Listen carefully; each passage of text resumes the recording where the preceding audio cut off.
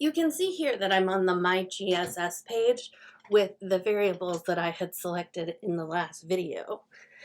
If you have a really keen eye, you might notice that one of my variables has changed. It's because I discovered that it had 5 response categories rather than 4, and I needed to switch it back out.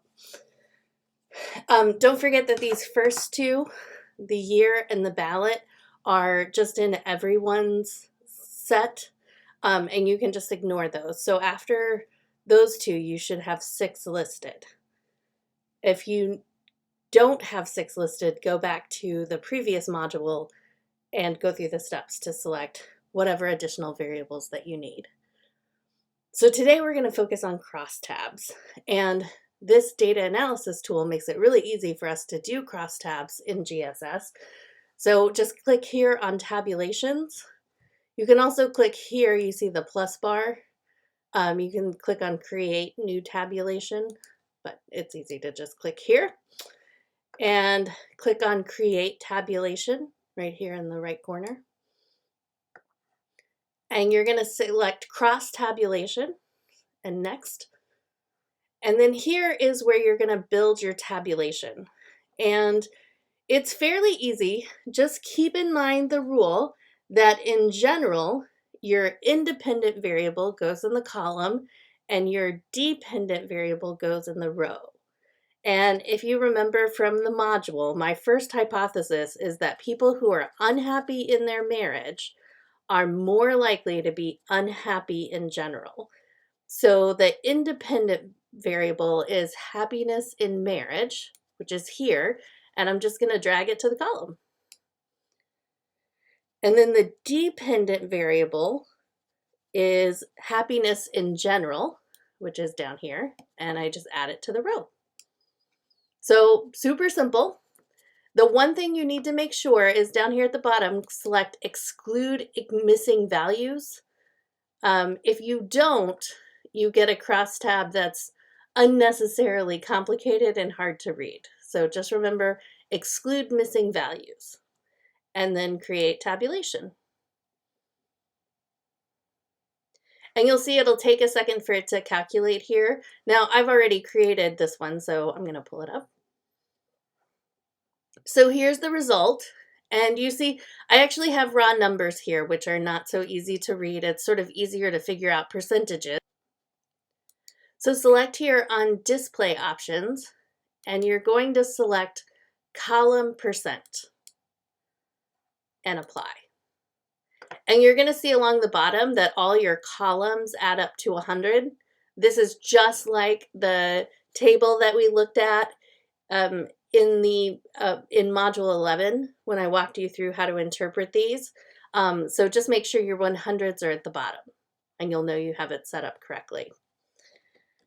Now, how are we going to read this? The first thing we can look at is the overall totals.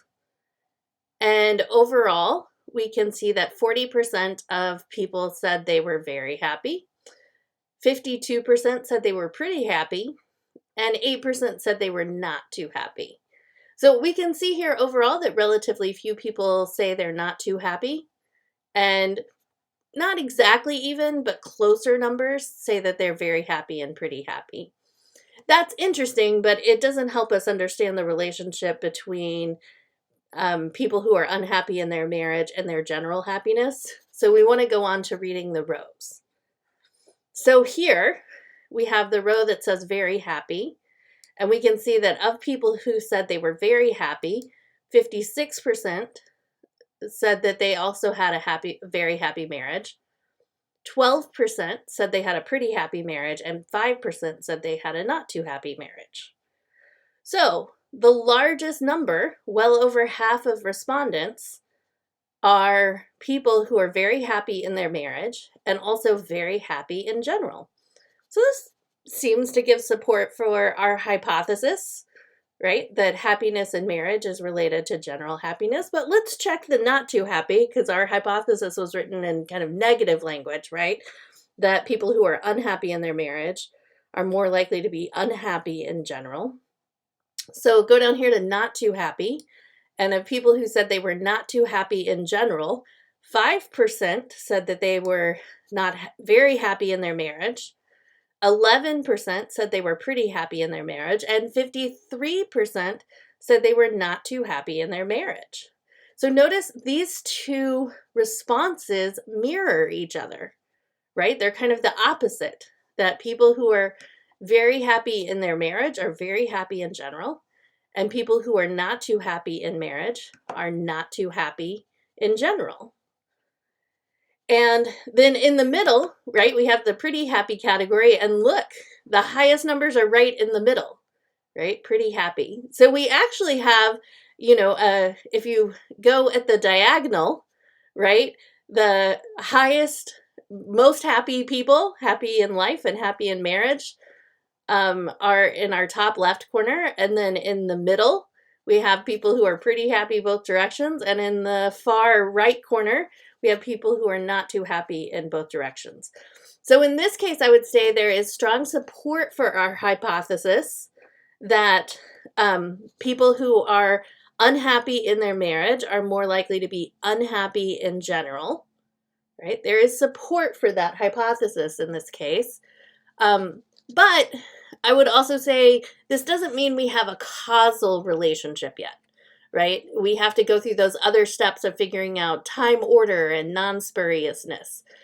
This only gets us to the first level, which is correlation, right? There does seem to be a correlation between these two variables, but we would need to do a lot more work to say confidently that there's a causal relationship, all right? So let's go back to our crosstabs.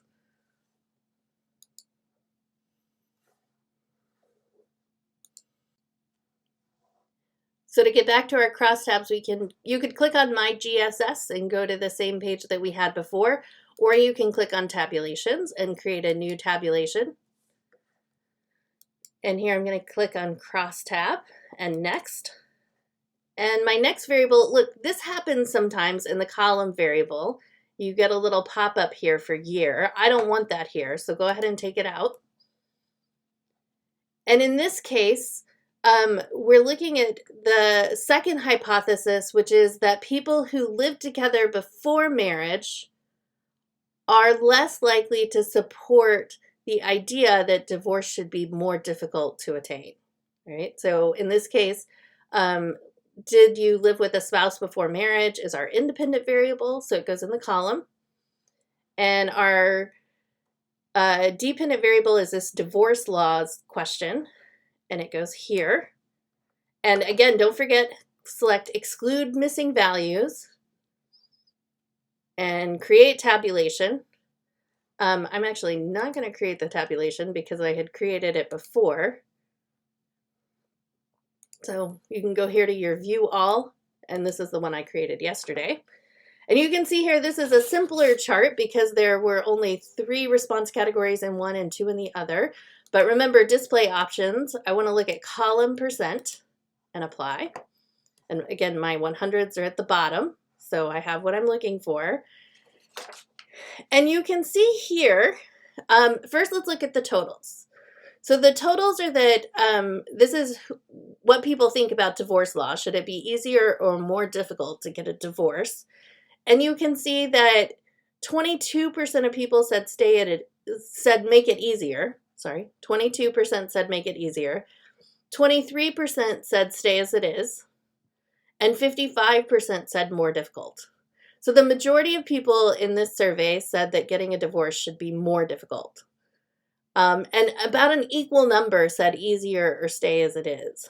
So already we have kind of a strong pattern, right? More people answered one way than the other options. And when we look at interpreting across the rows, we can see that there's not a super strong pattern here in terms of the correlation, right? So for people who said it was that divorce should be easier to attain, 31% people cohabited before marriage, right? And 19% cohabited before marriage. So more said yes than no, but it's not a super strong number or a super strong difference, right? Like it's a little over, it's like, what, 11, 12%? They're pretty close.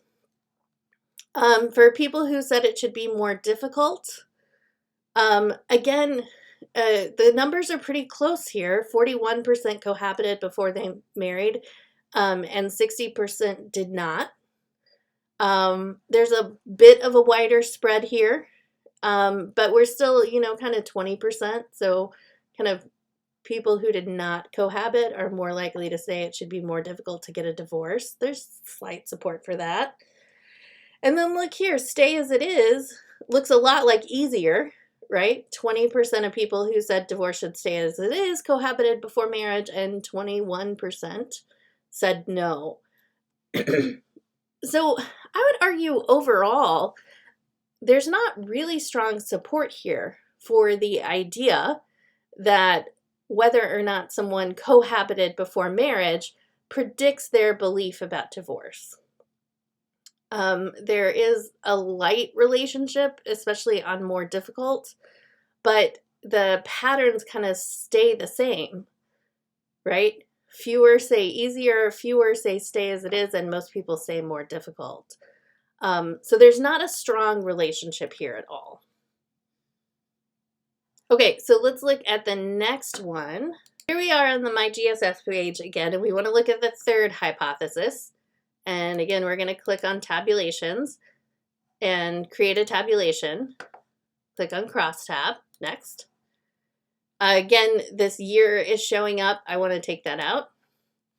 And my third hypothesis was that people who have never been divorced are more likely to approve of women working after marriage.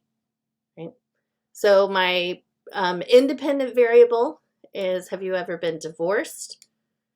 And my dependent variable is, should women work?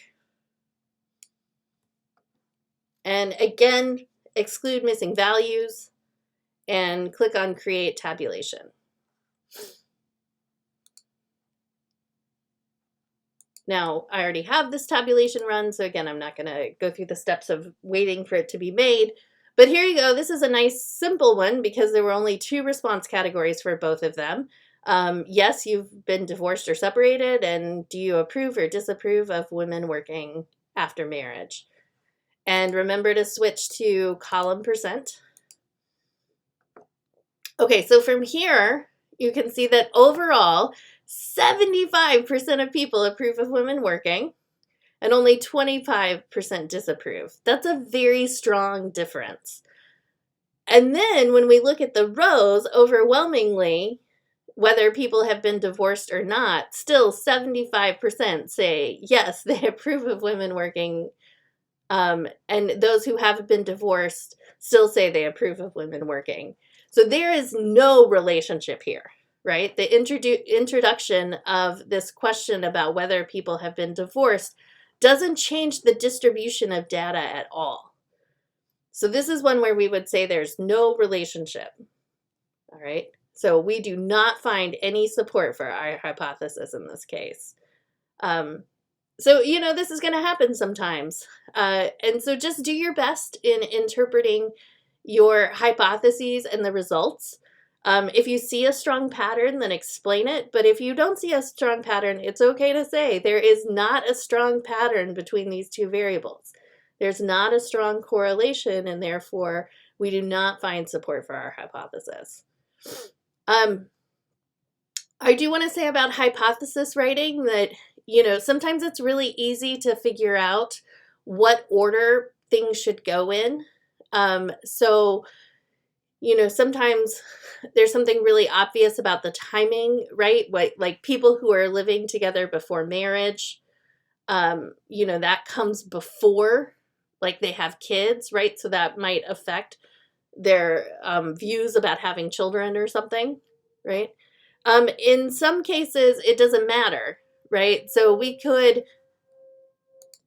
propose the opposite relationship. We could say that people's beliefs about whether women should work or not predict or lead to divorce, right? So maybe a hypothesis like people who disapprove of women working are more likely to get a divorce, right? If we were to do that, we would want to change this setup because our independent variable should be approve or disapprove of women working, and our dependent variable would be divorce, right? So we'd switch these around. But the other hypothesis makes sense as well, right? So if that's the case, you just have to pick one, right? If you were a more advanced researcher, you might have theory to guide you, you might have prior research to guide you.